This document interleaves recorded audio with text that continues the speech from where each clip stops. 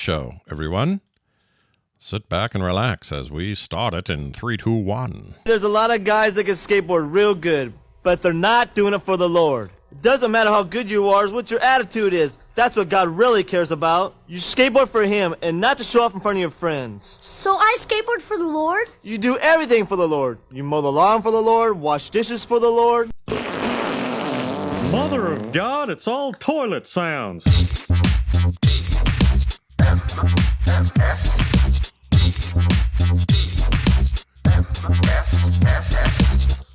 The morning stream.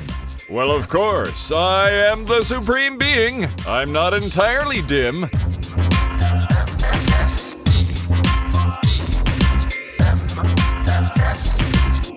Hello, everybody. Welcome to TMS. It's the morning stream for August 29th, 2024. I'm Scott Johnson, and that is Brian Ibbett. Hello, this is Brian Ibbett. Brian Ibbett. We're here. We're going to get a Thursday going, you know?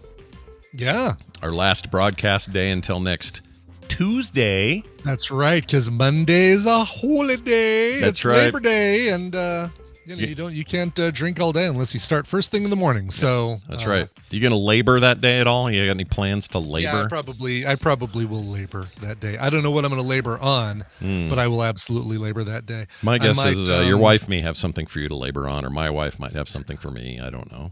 She might have some for you. I've been good the last couple of weeks. Like fixed an outdoor sprinkler break. I fixed a shower, installed a new.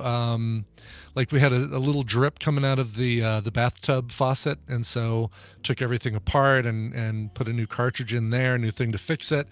Of course, I have that business still to fill up. That the hole in the wall that I need to fill up. What my laboring might be is on something 3D for the house. Yeah, you talked about doing like an Aliens, like Nostromo kind of looking ancient cover. Like no, I thought I showed you what I decided on. Oh no, what'd you do? That's great. The tape deck from the Milano Star-Lord's ship. So that's awesome.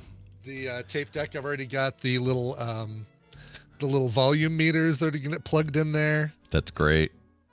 That's so you. This is perfect. The cassette will be in there, like the Awesome Mix Volume 1 is going to be in there, and so good call. I like it. Yeah, it's going to be fun. It's going to be his is wide, mine's going to be arranged vertically. I'm just going to, design it in 3D, put it on a piece of wallboard that is coated with some wood panel shelf paper to make it look like the one in Milano. Well, let it be known.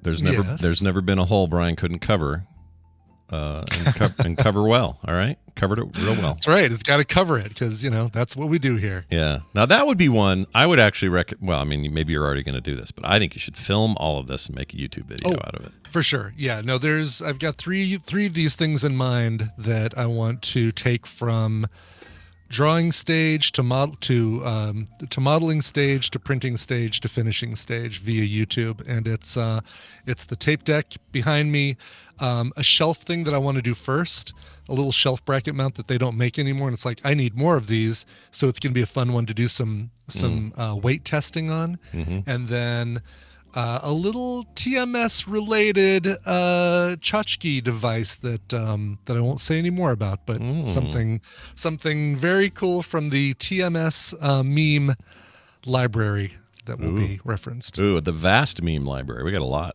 We have a lot, yeah. Could be bees, could be phasers, could be... It will not be a fish sandwich, I'll tell you that. Okay, no fish sandwich. We've eliminated that one. How about as a thing, it's black, these aren't supposed to be black. It's not like that. No, not a black tomato. No, not a hero not something. A little model of Paula Deen making love to her tater. No, that's a shame. Scooters, who knows? Oh gosh, there are so many that we could do, and you and I've talked about another project that could involve a lot of those things too. Yeah, it could for sure. Well, that's great. I look forward to all of these projects as they move along. Yeah. We got a bunch of stuff from you, the home listener, and we're going to play some of this stuff. We talked about synthetics in alien lore and how I was always just a little confused as to why Weyland-Yutani doesn't just use more synthetics to get the work done instead of putting people through it. And, well, he has a thought. Hey, Scott and Brian, it's obviously TMS. Just listening to the show and talking about why Weyland Yutani doesn't use androids for all their mining and stuff, and why are they killing off humans? Well, basically, I have a really dark thought about this, is that you have to make an android. You have to use resources to make an android. Humans make themselves. Humans self-replicate. Therefore, they are more disposable. An android dies, gets ripped in half by a xenomorph, or gets crushed in a mine. You're lost, tens, millions of dollars, whatever you put in an android. Human dies, well, let's go get his son. This is a dark take. It is a dark take, and it's delivered very humorously by our caller there. Yeah, feels like he's just all out of F's to give there about this dark take, but it is dark. It takes $1 billion to make a new synthetic. It just takes a little batter to make another human. So go for it. Yeah, and there's always someone's got a kid that's now coming of age that you can now stick in the mine, fill full of propaganda, make him excited about going off world. It's going to be better than here. I mean, it's a decent theory. It is. It is. But they sure would have like a much better time. And I think this was, what we were talking about is that, how about a ship just all synthetics out to go retrieve some black goo or retrieve a face hugger or two. They're all on the same mission. You don't have to worry about, this is a conflict of interest. I don't know about us. What are we doing to humanity? It's like, nope, we have all been programmed to return with 11 face huggers, and we shall come back to Earth with those. Yeah. Why wasn't that ship full of ashes in the first movie? Right. Instead of all these humans that had different... Instead of a Ripley and a Brett and a Dallas and a... Yeah. What's the point of that? Uh-huh. And that's that one's going to bug me because that's true. Why do you need more than one Ash anyway? You got Mother. Right? Yeah, Mother you have the operates ship and you have Ash. What all else do you need? I guess they need to land, but that's fine. Have him pilot the little shuttle. Have him go down there. Maybe you need human to get impregnated by the alien embryo. That's true. You can't just bring an egg back, just right? Bring back some eggs. Yeah. I don't know. I don't know if those need to be kept near a pylon or something, right? Like, keep them refrigerated. It's like you can't build more alien eggs this far from the pylon. Must build more pylons. Yeah, that's a really good point. Because then you get HBO's Raised by Wolves. Good point, Mason. Sure. Another Ridley Scott produced product. I loved that show while it was on. Mm-hmm. Went too fast and got canceled too early. I watched season 1 and just could not bring myself to watch season 2, and maybe I need to give it another chance. But I really liked it. The problem is it doesn't end satisfactorily enough for it to be canceled and feel good about it. So it's one of those shows where when you hear it got canceled, it's like I can't speak for everybody, but when I hear a show's been canceled and there are like 2 seasons leading up to it, I'm very slow to want to see it because I'm like, well, they didn't get to go as long as they wanted, and this isn't going to be a complete story. You said $18.99 is good in that regard. We were talking about that pre-show, $18.99. Yeah, not part of the Yellowstone series, by the way. $18.99. No, don't be fooled. Don't be tricked. It's very different. All right, here's another one about stingers at the end of movies. We were talking about how far back did that go, who did it first, that sort of thing. And this guy's got a theory. This message is for TMS. You were talking about stingers at the end of a movie. The first movie I remember stinger is the Muppet movie from 1977, when that big monster guy burst it through the end of the screen saying, "I'm here," because he was actually following the group for the whole time of the movie. Thanks, bye. It might be correct in terms of first one. I tried to find... I don't know where airplane versus... somebody pointed out something... Sweetums, that's right. Somebody pointed out something from the 60s that had a stinger at the end. Oh, really? Before airplane or the Muppet movie. But I don't know what order... Muppet movie... those are both like 1980, 1981, right? Yeah, that sounds about right. 1979, somewhere right around there. So according to... Here it is. The first general release film to feature a post-credit scene is The Silencers, released in March of 1966. This must be the one you were talking about. That's the one that... Yeah, yep, Silencers. Because, we all know that film by heart. Oh, yeah, with Dean Martin. Who can forget? Is it a silent film? Ironically, no. No, it definitely is not. Let's see. And then 79 is the next one. Muppet movie was the next one. And that was actually 79, not 77. He's got his dates wrong, but that's fine. Airplane had it, of course, in 80. Masters of the Universe had it in 87? I don't remember that. Really? Oh, it's when Skeletor's head emerges from the water at the bottom. Oh. I'll be back. Okay. They even used the "I'll be back" thing. Meme or yeah. Rude. Interesting. Well, anyway, so there you go. The beginnings are not as far. I thought I was going to open this up and go, oh, they did something in the 30s. Right, yeah. Gone with the Wind actually had a surprise stinger ending when Clayton Gable says, "Oh, actually, I do give a damn." I think about it. I've had some time to think about it. Because frankly, film in a lot of ways not replaced, but it came in at that, after plays, right? And plays always had encores of some sort. Right.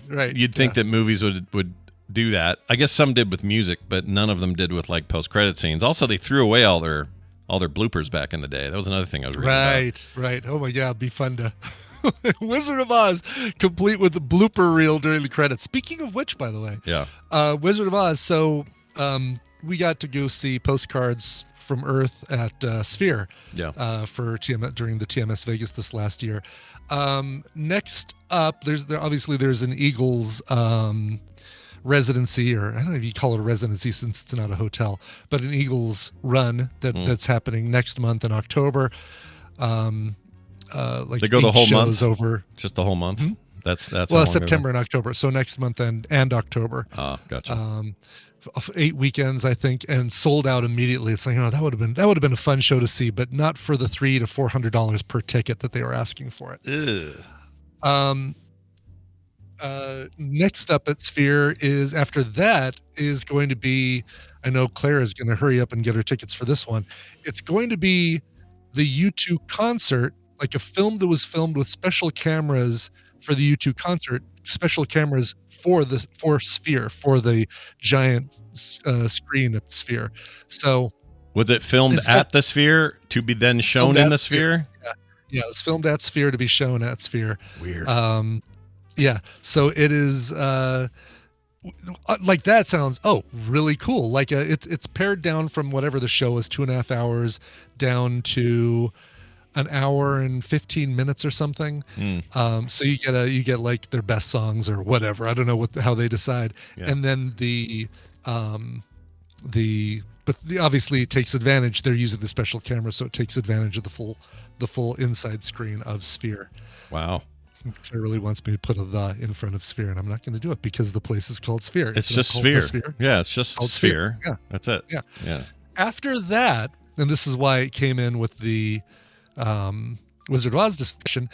This is rumored, but a reliable source with the rumor that they're working on a version of the Wizard of Oz to show in Sphere that has been remastered digitally and configured for the giant screen. Okay. And you can kind of imagine what it's going to be, right? The initial shots in Kansas in black and white are just going to be kind of in a little typical square, like kind of what they did with the beginning of Postcards from Earth.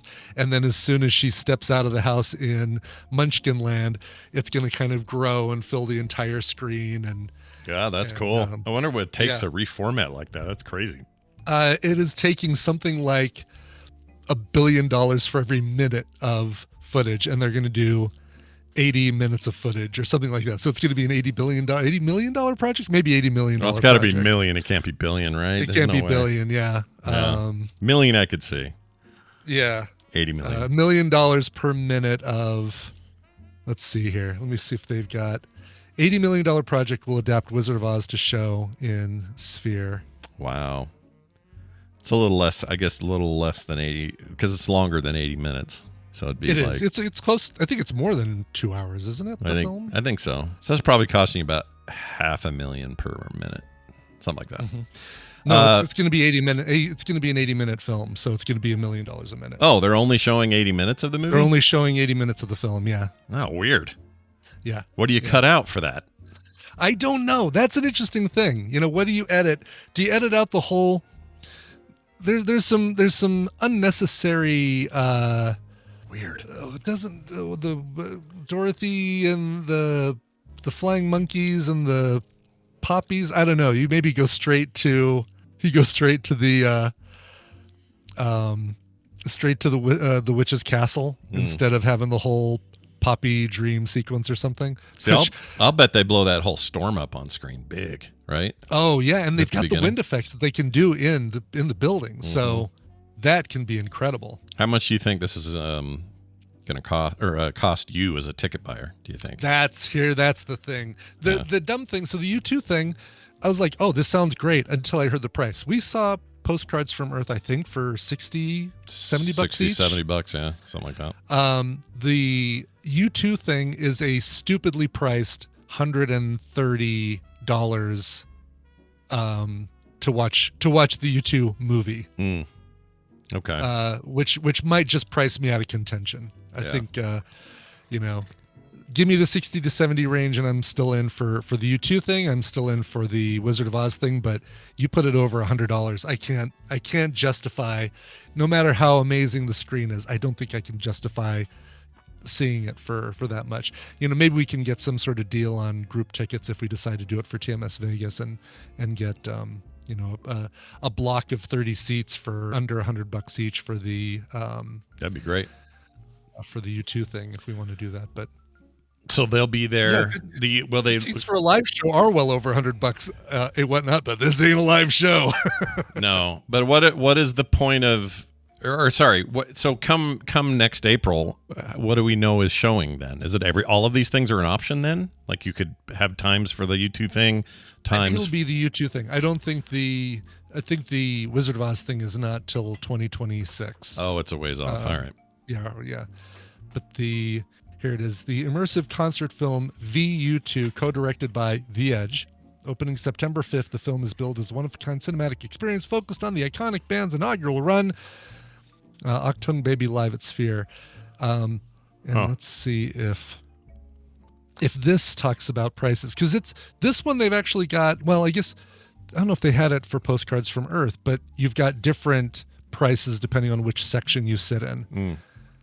$100. Okay, so the cheapest tickets are the way up high, and they're $100.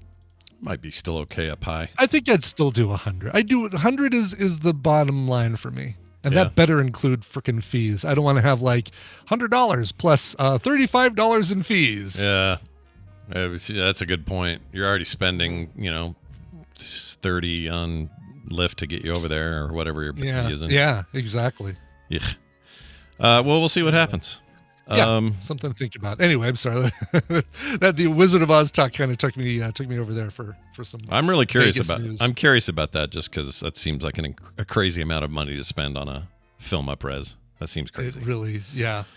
Especially an old. I mean, I know it's an all-time classic, will be forever, blah blah blah. But right, damn, dude, $80 million. And it's $80 million. It's pretty expensive. They can probably, well, who knows if they can recoup that. That is. You've got to really appeal to the younger crowd who would much rather see the Matrix redone, like for the interior of Sphere or something like that. 100%.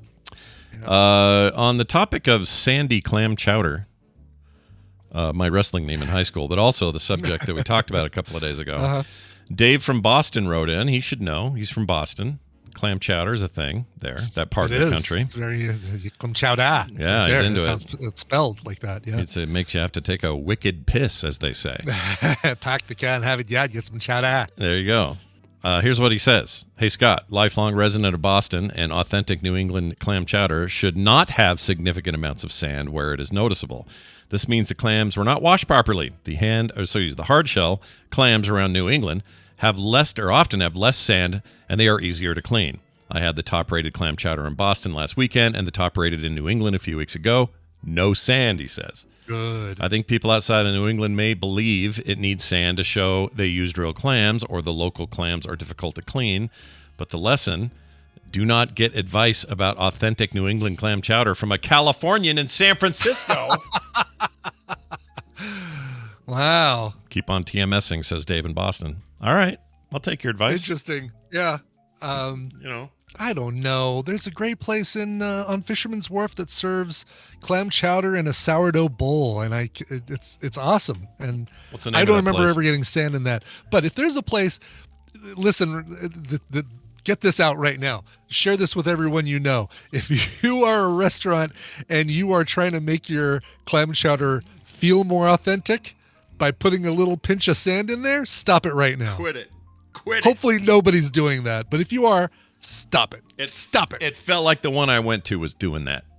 Bastard. Really? It felt like it. In Seattle? The Seattle one? No, the one in Fisherman's Wharf, the one I had. Oh, the one in Fisherman's Wharf. Okay, Yeah, I thought it and was the Pikes Market one you were talking about. No. That one, I don't remember if I even had clam chowder there. I'm actually, I'm gun shy on it now because the sand was so bad that time in San Francisco.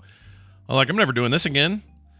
You're putting sand in your freaking soup and acting like it's normal? F that noise. Yeah. That. All right, one more message before we move on. This is another thought about Alien 4. A lot of alien bringing talk. it back around. Yeah. Here's what Jason Reef says. Brian, fantastic job on the Alien Film Sack bonus show. I was looking forward to it. Oh, Did you guys ever notice that Alien Resurrection is written by Joss Whedon? We did know that. And we talked about it a bunch on Film Sack. And and that the mercenary crew feels like a prototype for Firefly. There is a determined captain, a dumb, strong guy, a badass woman, and Ripley is unstable like River. I would love to have seen Alien Resurrection with the actual cast of Firefly, says Jason. Yeah, I never really thought of it that way. Interesting parallel. Yeah. Yeah. Makes sense, though, right? You write what you know. There's a doctor, too, right? Or no, am I misremembering Resurrection? No, that's 3. And that was... Yeah, well, definitely in 3 years, your Charles Dance. But I thought there was a doctor in the crew that went with him. Maybe not. Maybe it was just the mercenaries. I can't remember. It was the nervous guy that we were talking about pre-show. Maybe that was the doctor. Yeah, maybe he was a doctor. Can't remember. But I should have mentioned this too earlier, but I'll mention it now. Dwayne Coyle pointed out that thanks to the 20th anniversary DVD/Blu-ray editions of Alien, the deluxe box, whatever, we now know that Alien and Blade Runner take place in the same universe. I think didn't Ridley Scott say that at one point anyway? It was like who? Yeah, I think it was. This did come from Ridley Scott, and he said that, or I think he said something. He alluded to it. He says, "I could see these two things being in the same universe," and then he just went through and did it when they had some of the bonus material. There was some Prometheus stuff that talked about Peter Wayland actually working for Tyrell, the Tyrell Corporation, before he formed his own company. So it's like, oh, how cool is that? It's pretty cool. The replicants were basically a beta test for synthetics. Yeah. Yeah, no, I like that. I wish they'd maybe I don't wish this. I know, yeah, that's the question, right? Like, after hearing that, do you want the movie that connects the tissue between the two? And maybe that's what Alien Earth does for us. Maybe. The TV show. Could. Yeah. Yeah, we don't know. They have Earth in the name, but we don't know nothing else. Right. Real quick here, the doctor you're thinking of in Resurrection was probably Brad Dourif's character, but he was evil and dumb in that. Yeah. Remember, he would get all poetic when an alien would show up, and yes. and he got pulled down some hole or something. I can't remember what happened there, but yeah, poor Brad Dourif. He'll be all right. Poor Brad Dourif. Yeah, my least favorite of all the Alien movies, and I still would give that one a C+, B-. Yeah, it's still a good time. Around there. Still it's fun. Still a good time. Yeah. I don't hate it. I don't hate any of them. That's the way you look at it. No. Yeah, exactly. If you said to me, if that's Scott, the worst one, and I still consider it better than average film, then that says something for the franchise. Yeah, and Hammond, the Predator thing was already, I mean, they have AVP movies, so we know those are part of the same universe. I don't know that we ever see that crossover again, unless Predator, Alien, Blade Runner, the movie, right? Because Predator took place in the 80s, so right. I mean, Blade Runner sits right in the middle between the Predator and the Alien franchises. So again, we're looking at you, Alien Earth. If you're gonna do any sort of connective tissue, and it can just be subtle. It doesn't have to be. Here's Roy Batty 2.0 in Alien Earth. No, we don't need any of that. You don't need any of that. I don't know what they're going to do. Yeah, we don't know what time frame that takes place in either. We do know this, though. Jeff, freaking Dan Trachtenberg just confirmed that he's doing another Predator movie. This one's set in the future. It's got one of the Fanning girls, Elle Fanning, I think. Yeah. Can't remember the other cast. They announced a few people. Can't remember. Anyway, I'm really looking forward to that. And Fede Alvarez, who made alien Romulus, I think we said this on the show before, but has said he would happily work with his friend Dan on a crossover, a proper crossover. That's awesome. And I would watch the shit out of that. Oh, hell yes. Yeah. Like, up till now, you asked me about AVP, and I'm like, ugh. But you tell me those two are doing it, and I'm like, yeah, oh. and I'm in. Ooh. Yeah. Did you ever see the Cloverfield Lane? 10 Still haven't seen Lane? 10 Cloverfield Lane. Still haven't seen it. It's excellent. Well, I mean, I won't say it's excellent. It's very good. I'll have to get around to it. It's very good because of Mary Elizabeth Winstead and John Goodman. It's not good because of the alien or the weird monster stuff. Mm. Do they show? Yes. Okay, they do. All right. I didn't know if it was one of those ones where it's like we think there's one out there, but we don't know. The monsters are coming to Mulberry Street or whatever the the alien film without an alien in it. Yeah. Yeah. Oh, whoa. Blade Runner is in the same universe as Total Recall, according to that 90s Canadian TV series? Really? According to which 90s Canadian TV series? I don't know. Doug McCool said something about a 90s Canadian series. Degrassi Junior High is my guess. That's where that came from. Yeah, that's what connects the two. Yeah. Weird. All right. I mean, I wouldn't. It was called Total Recall? Oh, there was a Total Recall? I didn't realize there was a Canadian TV series for Total Recall. I remember the Colin Farrell remake, but I didn't remember a TV series. I mean, the Total Recall original story is a Philip K. Dick thing, so is Blade Runner. But so is Blade Runner, yeah. But the other two don't have any connection to that, so someone would have to overtly, somebody like Ridley Scott who controls an IP or something would have to say, yeah, these are all connected. I think that's going a little far, though. You know, that is going a little far. Let's connect every single sci-fi thing ever. Yeah, I don't want that in my life. All right, we're going to get to some news items here today. It's time for the news, and it's going to be playing a little clip here. Here it is. Time for the news, brought to you by... Yeah, it's going to be Coverville Day today at noon, which is in just under 2 hours. Is that right? Yeah, look at that. Just over 2 hours from now. Celebrating the birthdays, the 50th birthday of Needa Person, or Person. I don't know how it's pronounced, actually. Lead singer of the Cardigans. I can pronounce that. She's also done a lot of solo work. She was with a band called A Camp. That's very good. A lot of great covers that she's recorded, but of course covers of Cardigans and stuff like that. So look for that today, as well as a little one-set tribute to Greg Kinn, who gave us the song Jeopardy. The Weird Al Yankovic song I Lost on Jeopardy was based on, as well as a classic that you might not know by its name called the Breakup Song, but you certainly know the song. Hum a bar or two here. What do we got? We had just broken up an hour before. Yeah, of course. Yeah. I didn't know that was called that. They don't ride them like that anymore. That is the killer hook right there. Yeah.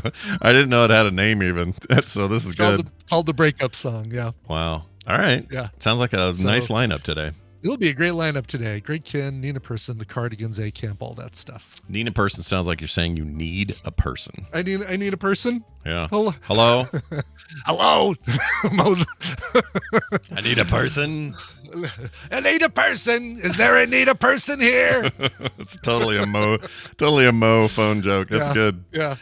All right, Brian, make room for another streaming service. Chick-fil-A, the chicken people. Yeah. They plan to launch a streaming service with original shows, according to a new report. That's right. You too can subscribe to the Chick-fil-A streaming channel. Fast food giant Chick-fil-A. Is it April? It feels like it, right? Yeah. Chick-fil-A has ruffled feathers over reports claiming the company is working to expand its chicken sandwich and waffle fry empire into the entertainment space. What is waffle fry? Oh, because the waffle fries. I thought maybe it was another restaurant. Fries. Okay. I thought maybe it was like they also own Waffle House or something. Oh, yeah. No, Waffle Fry Empire. Chick-fil-A apparently moving quickly to create its own streaming platform with a slate of original and licensed content, according to Variety and Deadline. Pretty reliable sources on this stuff. Mm-hmm. The service won't just be Chick Flicks either. Get it? Chick Flicks. Chick Flicks. Yeah, very creative, right? Whoever wrote this.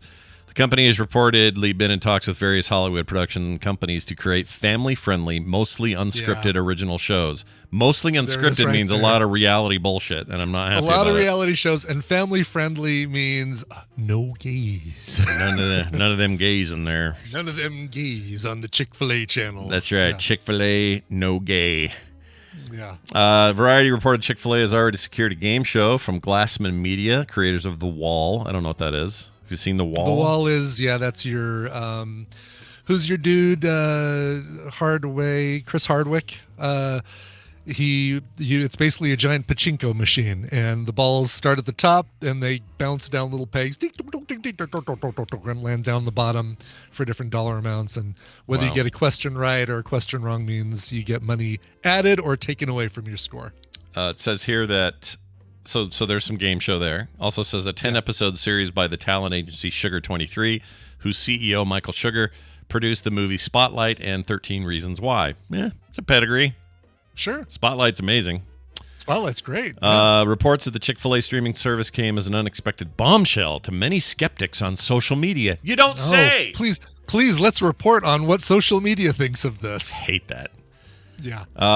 Other companies, including Starbucks and Coca-Cola, have already made the leap. In June, the coffee giant announced its Starbucks studio project to create content, while Coca-Cola has already released Christmas films for Amazon Prime Video, one of which stars Academy Award winner Octavia Spencer. I didn't know that at all. The Shape of Coke Zero. I can't wait to watch that. It's going to be really, really good. Beyond Food, Brian, this is fun for you. Lyft, the rideshare people, last year released a 7-episode YouTube trivia game show called Lucky Lyft, hosted by Bob the Drag Queen. Well, why didn't they tap me for a trivia game show that takes place in a lift? Yeah, why didn't they ask Brian the drag queen? He could have done it. Exactly. I'll put on some makeup and a wig, whatever. Sure. I just can't imagine. I mean, here's the deal. There are people who didn't think Apple could do it. All it takes is money, right? So if you have a bunch of money and you throw it at projects that are good and you pay for, you actually are willing to belly up for the quality content, you'll get some. I don't think that part is that crazy. The part that makes people hesitant is because the Chick-fil-A, famously, at least its owner, is a bigoted a-hole, butthole, and he donates, millions of dollars to anti-gay things and all that. So there's that. So then you worry, well, is this all going to be like, it's going to be the touched by, like, it's going to be touched by an angel level stuff. Maybe, right? Yeah. I mean, they so far the fact that they've got the dude from Spotlight and 13 Reasons Why, that gives me hope, because those aren't like those aren't like shove it down your throat kind of things. Those are good. Those are good movies. So I don't know. We'll wait and see. Yeah, a fast food thing, it feels just like a bigger leap. A tech company, sure, makes sense. Even Starbucks, they released albums. That was such a heyday, great time at Starbucks was when they were actually had, and what was it? The Hear Music Project. And you could get music from at your Starbucks CDs, kids, those compact disc things. You could get them at Starbucks right at the stand, and it was original music. It was indie artists that they found and that they produced, and then great cover albums that I got as part of that every year. So Starbucks making that leap, and maybe that's what I need to look at, because Starbucks in essence is a fast food place. It's just a coffee fast food place. Yeah, and in their case, they're just working with Prime anyway, so they're not even doing their own. You don't even sign up for theirs, so you just watch the shit they made. That reminds me. Do you remember in the 90s? Did you ever play the 7-Up Spot game, video game? All right, so on the 16-bit consoles, I also never played Sneak King for the Xbox. Oh, I Burger King. Sneak King was actually all right. It was pretty good. Was it really? Yeah. Yeah, it was actually a pretty good stealth game hidden inside of a terrible PR move. It was actually all right. Starring this guy right here. That's right. Look at him. I have that game somewhere. Buried in a box somewhere. That guy exists in my house. Yeah. Wow. Okay. Yeah, it wasn't the worst thing ever. But the 7-Up Spot game was actually quite good. It was a great platformer, and they tried to make a mascot out of that stupid spot on the. It was like Rayman kind of thing, right? Like a platformer where the dude is a spot and his legs and arms can go do things separate from his body, or am I putting too much Rayman memory in there as well? Too much Rayman. His legs were attached, so were his arms, but if I remember right, and I played a ton of this recently for Play Retro, but he's basically just kind of a Mario ripoff. Like it's just so run around and do Mario shit. But it was actually pretty good. Does he it was get all right. power-ups if he drinks a cherry 7-Up or something? I can't remember. There were you did collect like bottle caps or maybe whole bottles of soda or something like that. I mean, it was pretty blatant. The loads, or not load screen, but the main menu screen was him surfing on a bottle of 7-Up. Like, it was pretty egregious product placement. But this, so what they're doing at Starbucks and Coke, that sounds right to me. That because those guys are just making content. That's different than having a whole streaming service where I will subscribe, and that's what makes this Chick-fil-A thing weird. But we'll see. Give me, you know what? I'll do your 7-day free trial and see what kind of nightmare content you make. I'll do it. Sure.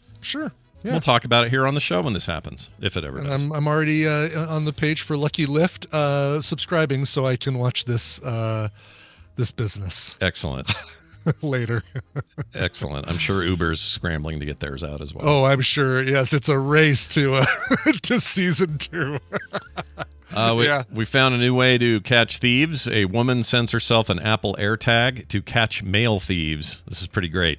I'm glad. This is great. This is pretty great. Tired of being the victim of replaced mail theft, a Santa Barbara County woman laid her own trap to catch those responsible for ripping her off. The unidentified woman kept a mailbox at the Los Alamos post office in the Santa Maria Valley and has been the victim of mail theft on multiple occasions, according to the Santa Barbara County Sheriff's Office. To stop the theft once and for all, the woman decided to ship herself an Apple AirTag, a small keychain-sized tracking device. We all know what those are. And then waited for thieves to take the bait. On Monday, sheriff's deputies responded to the Los Alamos post office to meet the woman after her mail was stolen yet again, this time with the AirTag included. So now they're able to track the thieves. Deputies traveled to Santa Maria where they located the suspects and the victim's stolen mail.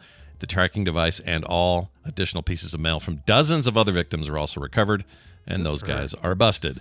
That's a great way to do it. Yeah, it's amazing. Yeah, I love it. And the only thing you've got to worry about is, some employee of the post office who has their iPhone out at the time and it says, an AirTag has been near you for the last hour that is not registered to your account. Yeah. Because they will do that. I've driven somebody from Fort Collins down to Denver in the in my Lyft, and they had an AirTag. Maybe it was an AirTag that they just had registered to theirs, but it noticed that there was an AirTag that was following me. Oh. And so it alerted me on my phone. It's like the anti-stalking kind of thing. I didn't know I guess I did know they did that, but I hadn't heard of anybody dealing with that. I actually got to see what the experience was like from the stocky end. Yeah. The only thing here's a recommendation. Yeah. I went on that cruise to Alaska, right? And we took AirTags. Bought them for the trip, in fact. Yes. Yeah. So I was like, all right, we got one in the big bag and these 2 little ones. Yep. I think we had 4 total. And they're great. Here's the problem. When you had internet, it was amazing. When you didn't have good internet or good satellite tracking, it was a nightmare. And turns out cruise ships have terrible connectivity. They do, so there were times where it would be like, we would take off from shore and it would say, oh shit, your bags are left on the thing. You've left, yeah, right. So you check your phone and it's like, oh, that's right. It shows these dots on the dock. Are we sure we got our bags? And Kim's like, you're looking at them. They're right freaking here. They're right in front of us. I hated that. That drove me crazy. So I guess they're only really great if you have like good connections and. Yeah, don't do it on a cruise ship. That's going to be one of your bad times, like going out into another country where there's spotty internet. Maybe that'll be a problem as well. But I bought a 4-pack. I've got one in my bike, in my car, in our the luggage that we check, and then the luggage that my computer bag. So it's like, if anything happens to any of those, like my bike gets stolen, my car gets stolen, whatever, I can track it all because of that. Yeah. If I was ever going anywhere sketchy, I'd strap one to my inner thigh or something like that.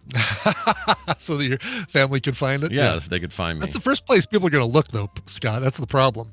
First thing they're going to look for is your inner thigh. Yeah, they pat you. The Italian guy who looks mean in his suit will pat you down. That's right. He'll feel the little nub and go, Kim's going to call and say, I'm going to find you. I've got a particular set of Bluetooth trackers, and you can run, but you can hide. Make no mistake, I will find you. Yeah, she's going to find me. She'll sound just like Liam Neeson doing it. Yeah. Let's see here. Here's a quick story.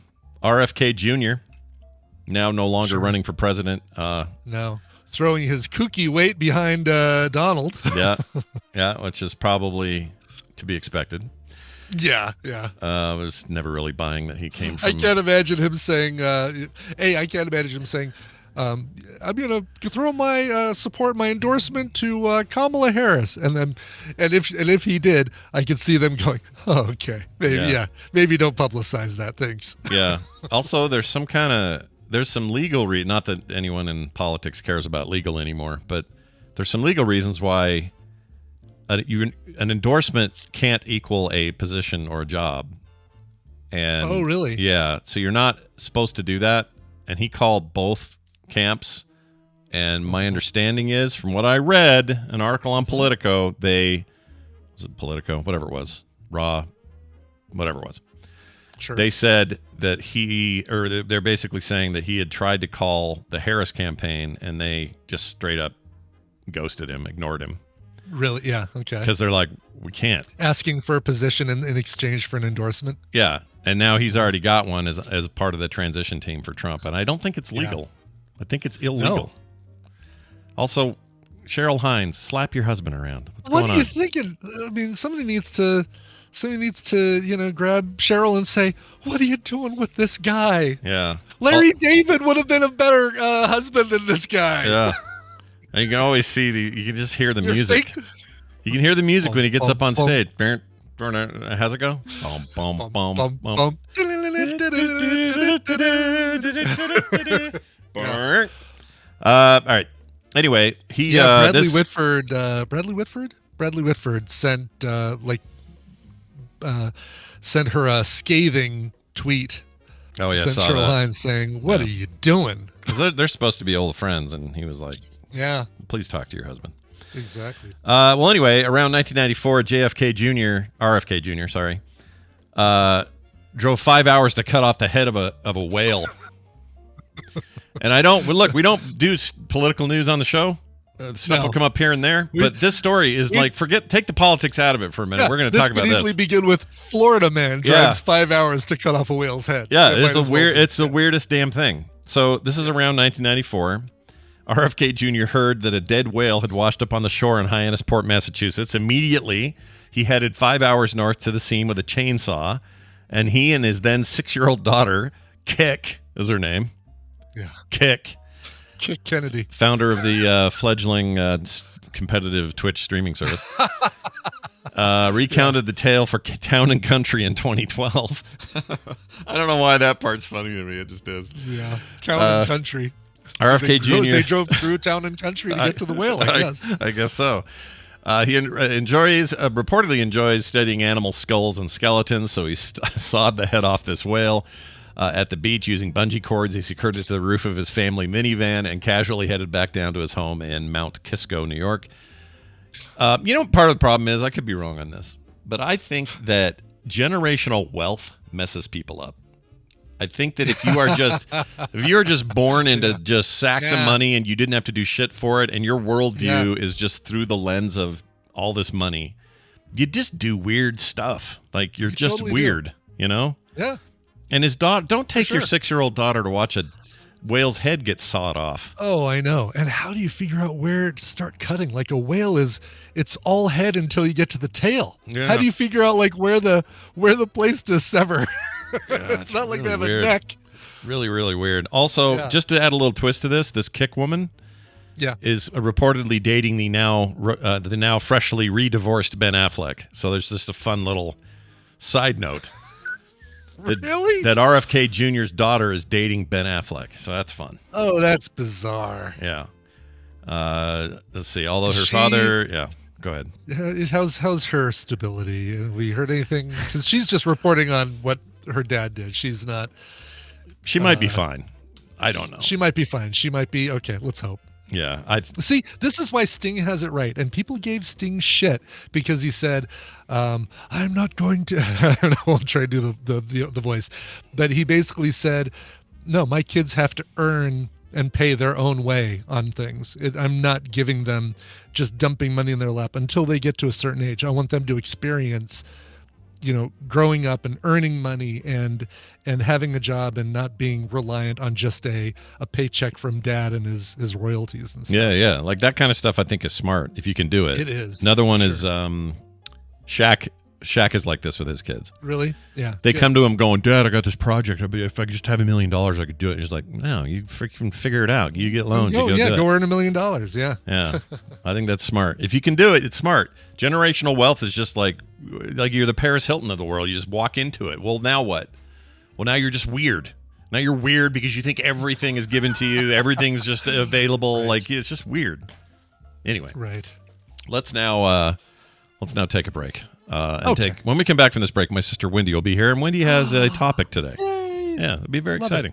So stick around. Brian, tell us a song in the meantime that we could listen to. Sure. Man, I am so excited about this one. Dave Guy. He's a Dave guy. But he's also a member of The Roots. Hey, we love The Roots. The Dap Kings, we love them too. And Menahan Street band member Dave Guy. He's got a brand new track from his debut album. His debut album is called Ruby. Comes out in about a month, September 20th, via Big Crown Records. This is some spectacular trumpet funk right here. This is a song called Still Standing. Here is Dave Guy. Gratis means free, which all this stuff is to me because I'm a robber, someone who takes things. I gotta give Lady Bird her hormone biscuit.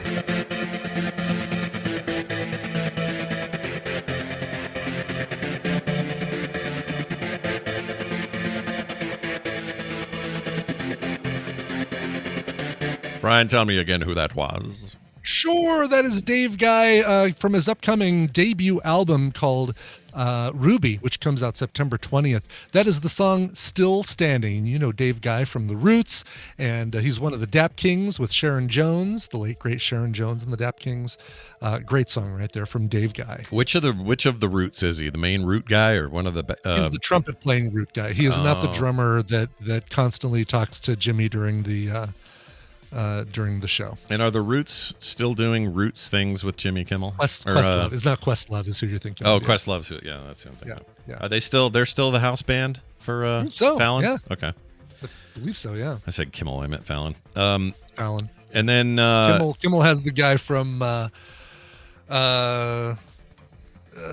never had to knock on wood, but I know someone who has Mighty Mighty Boss Tones. He has got the guy from Mighty Mighty Boss Tones. Oh. I didn't know that's who that was. I don't watch a lot of Kimmel, so I had no idea. Well, yeah. My favorite. He's a regular for me. No, he's totally fine. I don't watch any late night now. I just don't see it anymore. But when I was watching, I watch the highlight segments the next day. When I was watching Dave, yeah, I was convinced then, and I still am, that the greatest band ever was Paul Schaefer and the world's most dangerous band. I love them. They were fantastic. Yeah. Speaking of fantastic, my sister's going to join us. Here's another Minnesota tradition that's not so easy to throw in the garbage. That's right. It's Wendi Dunford, my sister, a therapist who comes here on Thursdays to talk to you about your problems. Wendi, what's going on? Hey. Hey. You know. Hey. Good. Life. Good. Hey, life, it's bigger and... It's bigger than you and me. Yeah. You're not me, and lengths that I will go. Yeah. Good to hear you. We haven't heard you in a few weeks, and we miss you. I know. Where have you guys been all my life? Right?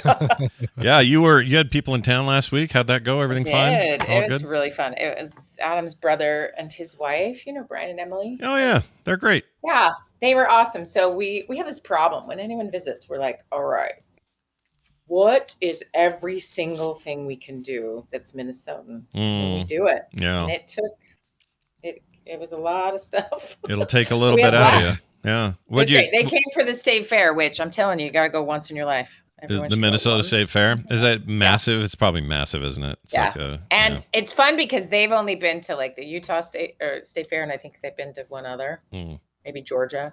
And they were like, this is not what I was expecting. And I was like, I told you. Yeah. That's like it's so great. It's like that mall you guys have. It's just bigger, man. Yeah. I've had decent times Better. at our state fair. It's okay, but it's nothing like, nobody looks at the SLC state or the Utah State Fair and goes, "Oh wow, look what you pulling out all the stops." It's like, nah, we might have gotten like, I don't know, Kenny Chesney for 5 minutes at some. You really just go there to see what new fried food they've been able to come up with, what innovations in deep frying. That's right. Yes, it is impressive. And then there's a lot of gourmet options. Like some of the yummiest things I've ever eaten have been at the state fair that are like a chef made. It's like a beautiful combo of those two things. Nice. Anyway, so it was a blast. So we just ate all the fried things and the not fried things. And I mean, most of what you're doing there is just planning your food route. Yeah, that's really pretty much it, doing. right? Yeah. So And the seed art this year was on fire. Really? Oh my gosh, I love it so much. So what's the status of things like, it's been a while since I've been at a fair, but they still do like biggest pumpkin and the fattest pig and all that kind of crap. Is that a thing? Yeah, they do all of that. There is a entire building. It's the Miracle of Birth Center, and it is giant pigs. You've never seen a pig this big in your life, with like 14 piglets. Wow. It is crazy. And then anything that gave birth, they're gonna be in there. So you get to pet tiny little piglets, or you get to hold a baby chicken, or like, so you just get a lot of like cool hands-on stuff. And then so there's like that. And then of course they have horses and cows, and they show them. So it's a lot of like teenage cowboys and cowgirls showing their goats and wearing like, the big buckle in the jeans, and it's amazing. Sure. So it has all of that, but you could 100% never see one thing of see an animal and still have an absolute blast. Like it's not all that. And I think that's like, there's a whole art studio essentially, and you are just looking at beautiful paintings and sculptures by local artists. So it's like, and then bands on all these stages. It's really fun. I could geek out about it forever, but you should just do it one time in your life. Get your butt over here. Zoe in our chat just posted some of the food this year. One of them looks amazing. Well, two of them do. There's something called 3 Piggy Pals on a Stick, which is 3 smoked sausage slices wrapped in bacon, filled with cream cheese, dripping with barbecue sauce, topped with a jalapeno slice, served on a stick. Oh man, stuff like that. Or buffalo it cheese says curds. Gluten friendly. It is just not friendly to anything else. Yeah. Heart not friendly. Yeah. Heart unfriendly. Yeah. They have like an entire thing that gives you all the fair food. And one of the places, everything is gluten free, or everything is there's vegan stuff, like the veggies on a stick, or salad on a stick. Like anyone can go and find what they need. That's what's kind of cool about it. We had the fun opportunity of my sister-in-law needs a wheelchair, and so we got to push her around, which means I could like knock people over and get through crowds. It was pretty great. Yeah. And we go into the dairy building, people, and the dairy building is the most amazing thing you'll ever see, because there is a man who was a woman for 30 years. A man has taken over, and he carves live in front of you a giant block of butter into one of the princesses from a different county. Every county has like a fair princess that comes, and a cowgirl or something. And they carve her face into a giant block of butter while she's sitting there. They're both in coats because, of course, it's cold, and this rotating rotunda thing that spins while we watch them. Oh, awesome. It's so fun. And by the end of the fair, there's like 15 princess heads made out of butter in this thing. Anyway, so we go in the dairy building, and she goes, I was like, you know what I just noticed? You're by everyone's butt. Like, this must not be fun. And she goes, well, let's just say everywhere has been fine, but people are not doing well in the dairy building. Oh. Everybody had gas in her face, the poor thing. Anyway, so that's too bad. So that was the only bummer part of for her, but no pun intended. Yeah, I didn't even think about that. If you're in a wheelchair all the time and everyone else is butt level to you. Oh, just farting on you. That's what's happening. That's not good. No, everyone be more aware of that, because I had many experiences that I was like, well, people are clueless how they move around these kinds of things. And me, I'd like park her in this weird spot. She's like staring at a wall. And I'm like, oops, sorry. Turn around. Like that's hard. Things, like you just got to learn. Yeah. She's awesome though. I miss those guys. I haven't seen them in 15 something years or something like that. I know, they are the best. They're well, let's get to today's question from an anonymous listener. All right. Yeah. They say this, hey, Scott with 1 T, Brian and Wendi with a Y. It's all right. It's totally fine if you guys spell our names weird. Listen, I'm usually brain in one of these. In one of these emails, so totally fine. That's true. You've been brain a lot in your life, right? It just happens. My whole life, like that little shoebox you make Valentines for in grade school for 8 years or 6 years or whatever. Yeah, I was always brain. Always brain. Maybe they were complimenting you. Every card I got was from some brain. Happy Valentine's Day, Scooby Doo. Because you were so smart. All right. Hello, Scott, Brian, and Wendy. I am a volunteer firefighter in a rural farming area. I have been doing this for 5 years now. Since we are in a rural area, we are on call 24/7, 365. That's very much being on call all the time, I guess. We have a variety of call types: structure fires, wildland fires, vehicle collisions, etc. Every time my phone goes off with a specific ringtone, I set for fire calls. And adrenaline gets pumping, and the let's get to work mentality comes to the forefront. One call, though, changed that. We get a call from an elderly man who has fallen into the river. Jeez. I'm one of 4 first on the scene in the truck, get to the riverbank, and see the man floating in the river. We all know that this river is only a couple of feet deep this time of year, so we scramble down the riverbank and hoist the unconscious man up to the bank. Now, you can try on all you want, and you think you're prepared, but you're not for what's next. We start performing CPR on the man, and nothing can prepare you for the sound and feeling of all of someone's ribs snapping while doing CPR. This haunted my dreams for weeks afterwards. And when that call went off, it would all come flooding back. So the sound of his phone would trigger that. I've never had to deal with anything like this before. From that day, said to my CO, when it comes to vehicle collisions and such, I'll go do traffic. I don't want to experience that again. To be honest, I just suppressed the memories, so I have never possessed it correctly. Processed. Why did I read an R in there? I don't know. That's from an anonymous listener. That sounds pretty hardcore. And also, I mean, just from a non-expert opinion, that sounds like literally PTSD. But Wendy, help us with what this is and how to deal with it. Yeah. So let's talk about what happened. So we have a couple things. All right. So maybe you remember Psych 101, everyone. I don't know. With operant and classical conditioning. It's where we learned about Pavlov's dog, right? Where we ring a bell, give the dog meat, and then eventually we can ring a bell and the dog will salivate without any meat. Right. Because it's so used to the bell is tied. The brain has now made a connection between the bell and the meat coming.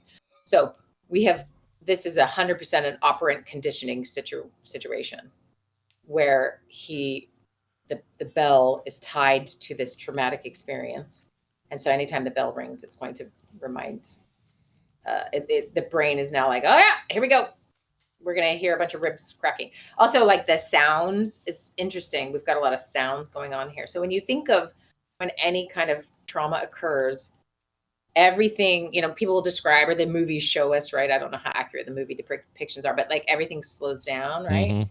Or something is just like the tunnel vision that can occur. You only see this one thing. If you talk to someone afterwards, it's really like leaving the current, like easy vibes of living your life, like the consciousness that's a little bit aware of everything and nothing and is kind of just doing its thing. It has to get into emergency mode, right? Which means any extraneous stimuli is gone.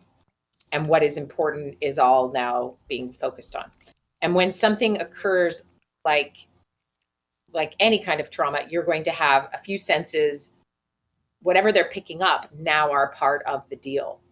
We have an old man floating in a river. I'm sure if they pulled him out, did CPR, and there were no cracking ribs, this might be slightly different. But because it has certain elements to it, and this is what happens often with these cases, is there's just the right element. It's almost like the stars align for it to be more traumatic. Because I'm guessing as a volunteer firefighter for 5 years, this person has seen other things. Oh, yeah. And heard other things, right? Right. Yeah. But somehow this had the right elements. The visceral, right. The just visceral, the right combo. Yeah. the sound. Maybe it has something to do with the river, the man's age, the way he looked. It could be a number of things that just made it right to stick and to now be having a bit of the Pavlovian response when his phone rings, right? Yeah, and it's not always Okay, a negative thing too, right? Like sometimes the smell, the sound, the whatever it is that triggers things, sometimes they're like, oh, this reminds me of when it rained when I was a kid and I loved it outside. 100%. All that kind of thing, yeah.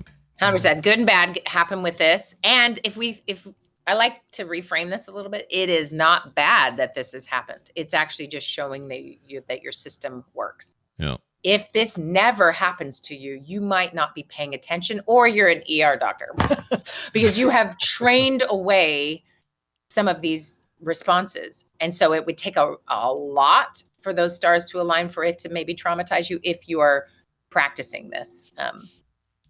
So for example, like 5 years volunteer, that means a couple of things have been seen. Maybe they didn't sort of hand or like create this thing. So wildfires, vehicle collisions. Are you kidding? Vehicle collisions? Woo! You know, like there are definitely things that are really, really tough here, but there's something about this. So what I would start with this person talking about is, what is it specifically about this that maybe hit you differently, right? Yeah. If this was your first call, this would hit probably everyone the same. Yeah. Right. But this isn't. This is something you've maybe done in a variety of scenes before. You've maybe helped cut someone out of a car crash. You maybe have seen someone pass away before. You know, I don't know. Those details aren't in here. But what about this one? So I would, of course, make sure they feel safe talking about that. So it should be clear that sometimes we have to be in a specific position with somebody before we're just like, hey, tell me about all your trauma, right? Like you make sure, you don't force anyone to talk about it, but you also are making sure they can feel safe and that, it's okay to talk about. So I should mention that. In a therapeutic setting, this is what I would do. I would build a relationship with this person first. Yeah. And then I would talk about how trauma worked. And then I would also say, can we talk just a little bit about the elements that maybe make this a little stickier? So I'd find out, is it something about the guy? Is it something about the river? Is it something about the day? Is it something about something else sort of going on in your life? Because there can be some existential pieces to some of this, right? And other factors. So I just get really curious about all the things that surround why this was so sticky and help that person also understand it. It even could, right? Like even the experience of that event, he might even be lumping other things in that were similar, related, and kind of exacerbating the what he experienced with the old man in the river, and just like lumping a lot of other things into that. Yeah. Right. And then we have the sound of the river. We have the cracking of the bones. There's so many sensorial things adding to this, right? So if this was near a lemon tree grove, the smell of lemon will do this, right? Or whatever the other senses that get activated. So it is a great sign that your system is working. And what's really not normal is to feel nothing ever. Like that, maybe you should be more concerned about that. Now, but this means functioning is affected. And that's because the system works to pump the brakes anytime anything reminds you of that bad thing. So there's a number of ways that someone would go about processing this. Lots of different modalities, and you would reach out to somebody who specializes in trauma treatment. And I use a couple of different techniques that don't require someone to go back and be re-traumatized. Some others have that sort of built in. We're always trying to work on making this more effective because this is so many people. Think about this. Every single person will have had some kind of traumatic experience in their life. Some repetitively, some one-off, some, violent, whatever. It's when it sticks and you lose functioning is when we start to get into the PTSD realm of well, really in this case, it can't just simply be exposure therapy because you're asking him to go crack a bunch of ribs over and over or something like that. You know what I mean? Like exposure therapy is fine when you're saying, oh, I don't like being on roller coasters. Well, you slowly get to the point where you can get on roller coasters to face the fear, but you're not going to go, all right, find me an old man whose ribs I can break. I mean, it's more like, here, let's go to the meat department at the local grocery store and have you work on some baby backs or something. Right. Yeah. Right. And so I hear what you're saying because you can't do the same thing over and over. But exposure therapy is like there's the extreme form of that, which is we're going to go pet spiders because you're afraid of spiders.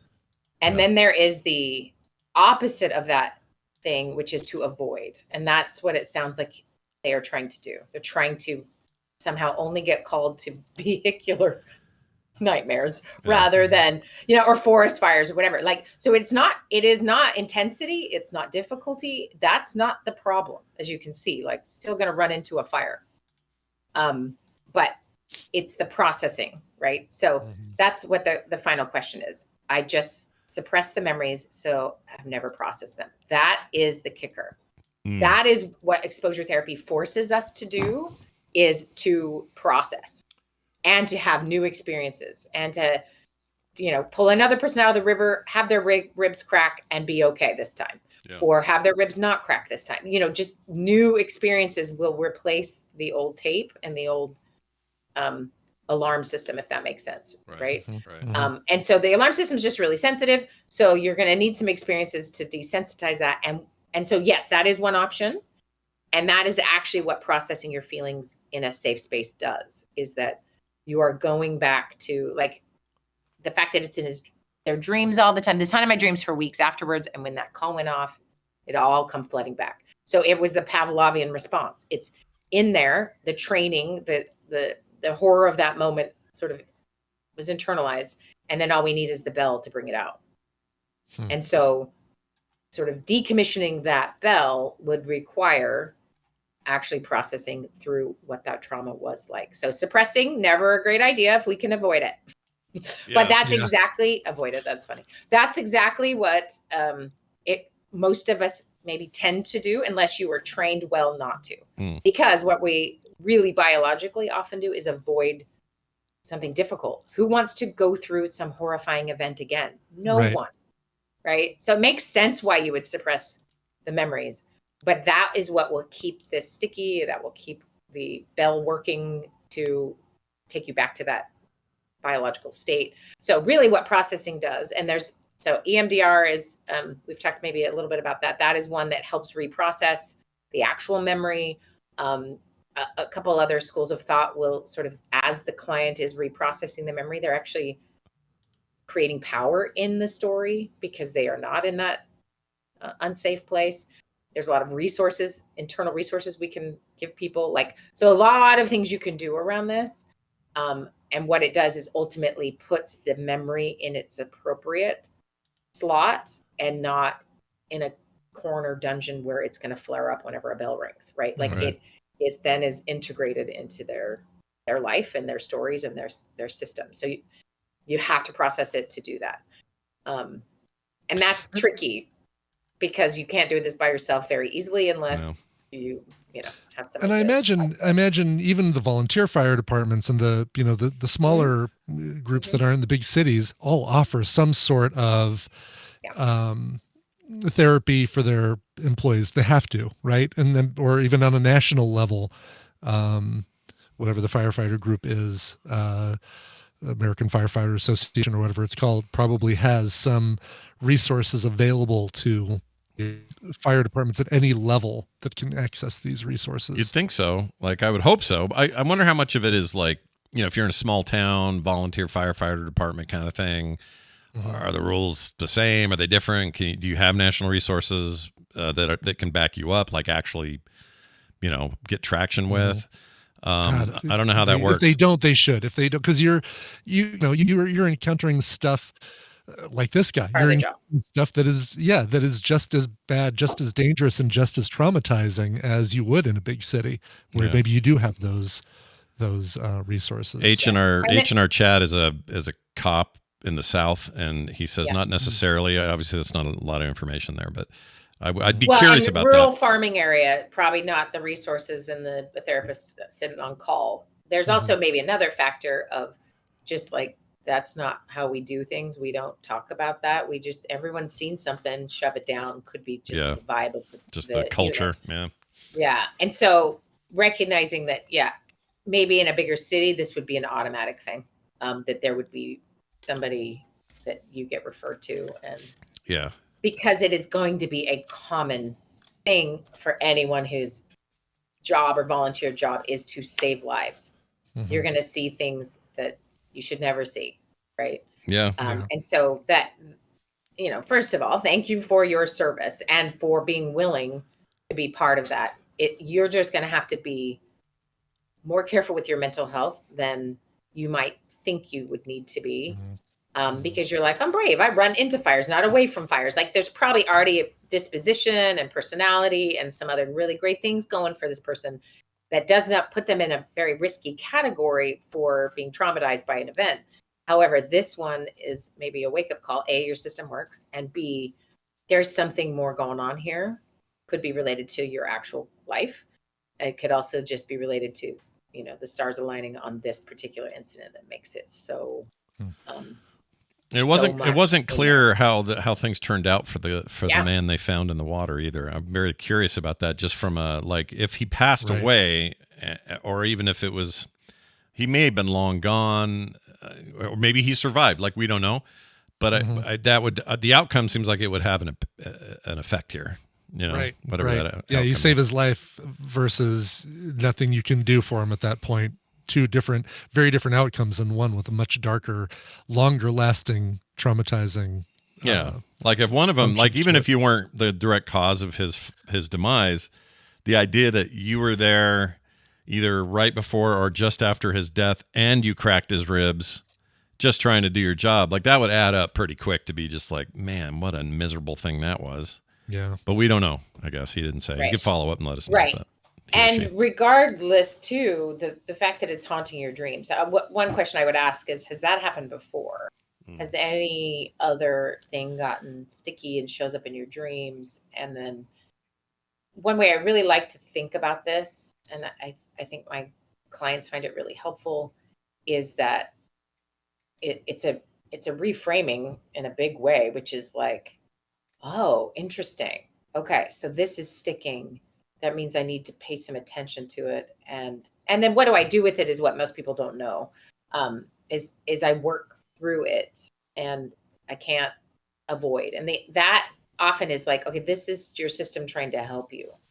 It's just stuck. It's like you've swallowed something in your esophagus and you can breathe around it, but until it's gone, you're not going to feel good. And so it's just hinting to you, like, it's like pain, right? Hey, there is something here. And so to be curious about it, to get some help with it, to recognize a lot of people will do this. And this is what I really hope for this person is they don't do this, which is they just like plow through and keep going and do things like, I will only go on this call or that call. Yeah.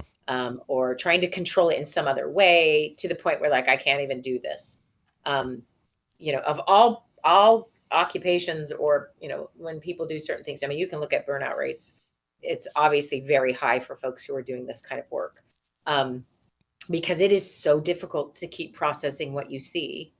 And if you don't, you will build up enough that you just probably can't do it anymore. And that's the thing I want them to really think about, taking care of their mental health. Like this is as important as any other tool you have on that job. Right. And that's not how the world has worked for a long time. No one has maybe given it that much credit in 10, 15, 20 years ago. Right. This is still pretty new to like, but it really is like keeping your mental health good here really needs to be a priority. So just the other day, I'm driving on the freeway and there was like a little construction area and I hit something, made a terrible sound, and I was going like 65 in the left lane. I popped 2 tires on freeways, and both time I'm in like going fast in the left lane. Good. God. So I should learn my freaking lesson. Anyway, and it was fine. Abe was with me. I pull over, and I am on the left shoulder, which is a scary shoulder to be on. Oh, geez. Yeah, no kidding. And I call, the people on my insurance card, which I was like, who do I go? I don't even know how to do this. And so all of a sudden, an angel shows up behind me in the Minnesota Department of Transportation truck. Not the person I called, just someone else. And he shows up and comes to my window and he's like, you got a spare? And I'm like, I don't think so. And he's like, what? Because I can't see it. I've never seen it. And I guess it's underneath something. Anyway, so I was like, I don't know. And he's like, can I have your manual? He's like, oh, she's a dummy. Anyway, he just changes my tire you know how you have to jack the car up? Yeah. Yeah. That stick was in the road. Like that's how close I am. So it was the right side of the car was where the tire blew. So it was terrifying. And the law here, I think it should be everywhere, is if any kind of emergency vehicle is stopped, everyone has to get over. Yeah. Yes. But that doesn't mean everyone did. No. And I watched really him. Yeah. I just kept thinking, who does this job? Yeah. Who is doing this? This is insane. Jeez. And car would drive kind of near him and he just gave him a dirty look. And I'm like, that's all you got is a dirty look. Like it was just so, anyway, it was really sweet. He fixed it. And then he put the car back, whatever, gave me some advice. And I was like, do I pay you? And he's like, oh no, it's just part of my job. And he just like wandered away into the sunset. I was like, what just happened? It was amazing. It's like a little angel kind of thing. Yeah. Wow. It was amazing. And Abe's like, I would have just changed it right there. And I'm like, you would be dead. Yeah. There's no way you should ever do that. So the gift really was that he learned even someone with a car with flashing lights and all the tools shouldn't, it was scary. And that man's name was Tim Walz, future governor. I guarantee it was his son. No, just kidding. He is the best. But anyway, so it was this great example of like someone is risking their life and people inadvertently would never attempt to harm him in that moment. But people are stupid and think they should be going fast in another lane. They shouldn't be, like stuff happens. And you have to have a certain amount of strength and management of your fear to behave this way. And that's not normal for a lot of us. Right. And so when you have a higher level of tolerance for this kind of distress, and sometimes I forget that I actually have a really high tolerance for suicidal distress or psychological distress. Like that stuff, I'm so used to it. I don't have a reaction the way someone else would if their friend told them they were suicidal. Right. But I do with changing a tire in the road. Holy crap. Yeah. Or pulling someone out of a river and giving them CPR. So we all have our things. And I'm looking at this person thinking, okay, you are a volunteer to do this amazing thing. You probably have a higher tolerance. You may not have done much to care for yourself this way before because you didn't need to. Right. And as we age, some of this sort of anxiety or some other things will just increase with time. So they also didn't give their age, which would have been interesting because I think sometimes this gets a little harder to maintain. Maybe your testosterone drops, so you're not as scared. You're more scared of things, or we you're know not that they've been doing it for 5 years, but we don't know how old they are. Could be older, could be young, whatever. But either way, there is another facet to this kind of work. You have to care for yourself in mental ways. So I really want to encourage that. I might be harping on this because I think this is a rural farming community. Maybe the resources are low. But find a way to process that. Ask your CO, this cannot be the first person. You cannot be the first person this has occurred with. And at this point, you're still functioning to some extent, but you can also just want to process it so it alleviates this. Yeah. Right? Yeah. That phone beep sound is tied to that trauma, and that can be untied, and you can get help with this. Right. Well, let us know back. And also anyone out there who works in similar situations, emergency services type jobs in smaller communities, I'd just be curious about some of these questions. Like, do you have access to stuff? Do you guys feel like you have to fight for that? Maybe you have great programs where you live. I'm just curious about it because it does seem like something that would be, really important. Taylor, or my son-in-law, Dylan, was going to be an EMT. He was going through all the stuff, doing the things. And he ended up being on a couple of ride-alongs, saw some gnarly stuff, and went, I don't think I can handle that. So I'm not going to do it. So he stopped doing it and went into something else. You had to realize that before you're in the thick of it, and it's a lot harder to get out of. Yeah. Some really rotten stuff you get to see as those guys. And so anyway, I hope our listener can find this helpful. Let us know, please.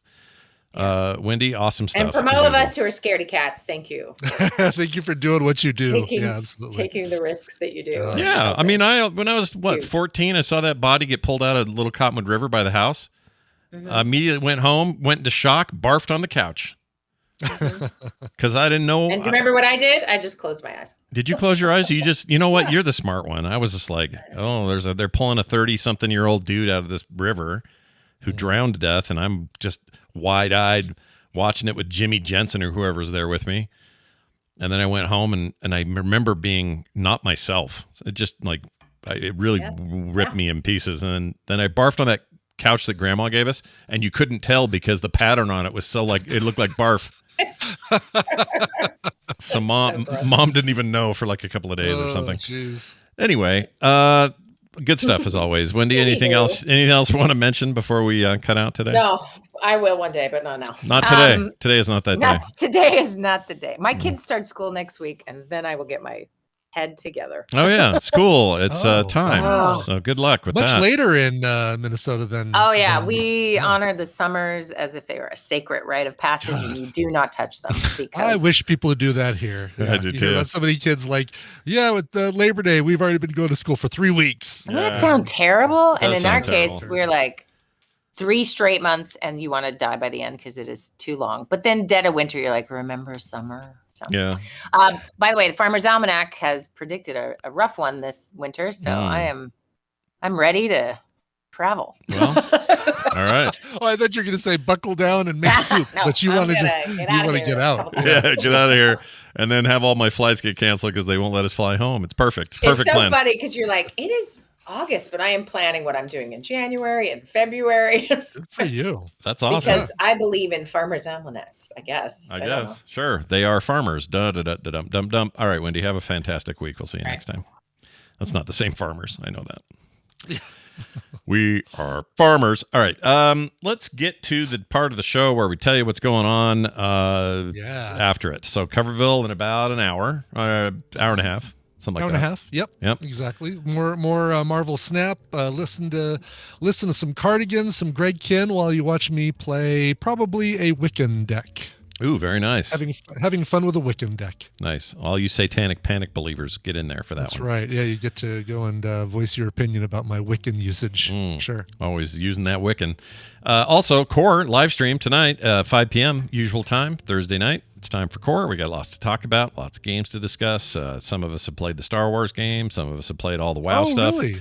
Oh, yeah. Cool. There's a lot going on and plenty to talk about. Bo playing Star Wars or John? John, who's I believe. Early? I think John did the early access. Oh, cool. Excellent. I can't wait to hear about it because I'm going to go and buy it tomorrow. Or not go and buy it. I'll buy it on my PlayStation tomorrow. Yeah. And that bug you were talking about, I think, is officially fixed. It. Yeah, there was. Yeah. So that's good.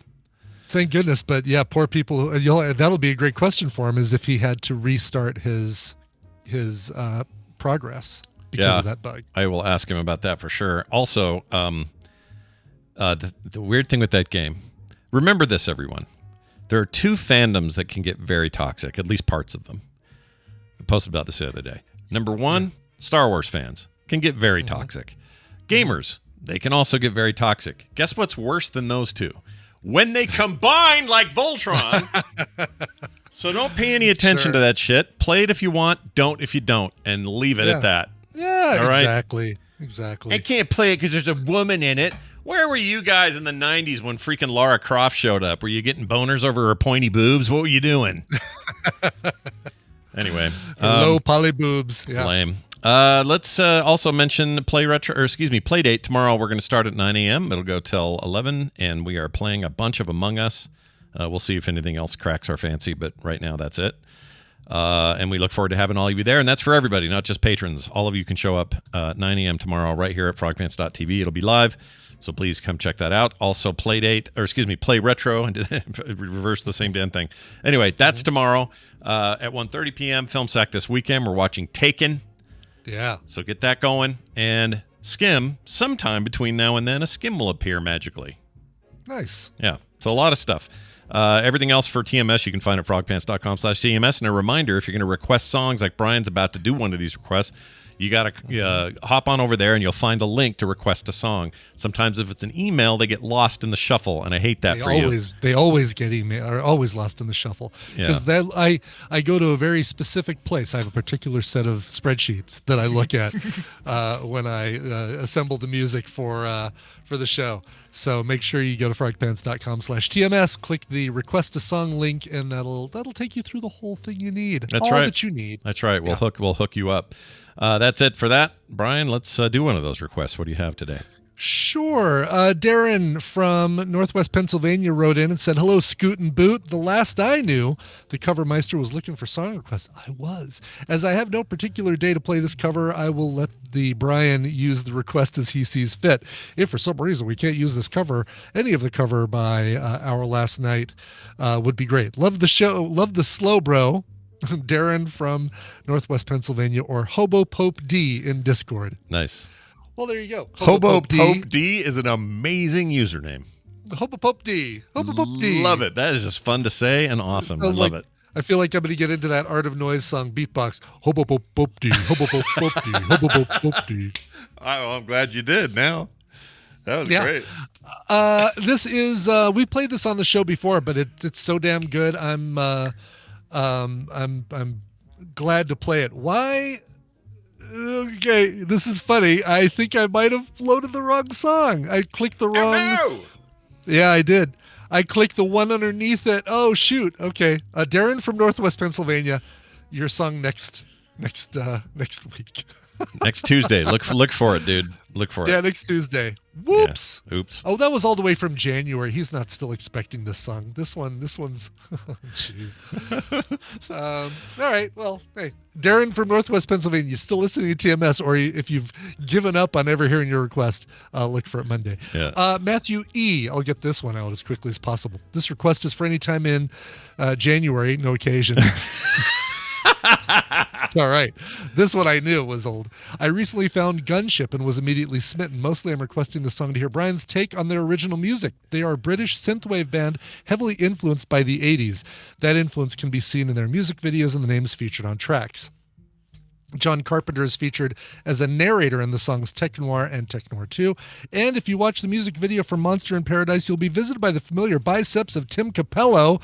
Yes, as seen in the 1987 Lost Boys saxophone section. Oh. Hope you love them, though. Signed, Matthew E. This is the one you're getting. All right. This is the song you're... This is the sure. song And you know what? I don't think it's late. I think it's early. Think of it that way. Yeah. Oh, did I say Monday or did I say Tuesday? You said Monday, but okay. Yeah. You meant. We all know what you meant. Yeah, you're good. Listen, I'll play Tuesday. Nobody will be able to hear it. Or I'm sorry, I'll play Monday. Nobody will be able to hear it because we're not. 10:45 on Monday. I'm going to play the Darren song, and sorry, Darren, you just won't be around to hear it. Sure. Oh well. Okay, Gunship. And I've been drinking coffee. I don't know what's going on here. Here's their cover of Eleanor Rigby from 2020, Gunship, and some cool 80s sounding synthwave. This show is part of the Frog Pants Network. Yes. Get more at frogpants.com.